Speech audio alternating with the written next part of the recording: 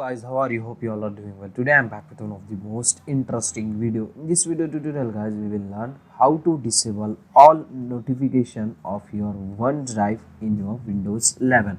So to disable all notification of your OneDrive guys, here in the task bar you can get your OneDrive icon. As you can see, just click and open it. Okay, from here you need to open the settings. As you can see here, you can get the settings gear icon. Just click on it. From here you need to open the settings. Okay, in the settings, go to settings tab, and here you can get the notifications. As you can see guys, if you want to disable all notification of your OneDrive, just you need to uncheck that this all boxes like this. After this guys, just click on OK. That's it.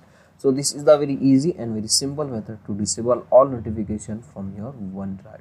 So that's it for today guys. The short and very simple video. Hope you enjoy this. If you enjoy, please guys don't go back without like, share and subscribe to our channel. Thank you very much.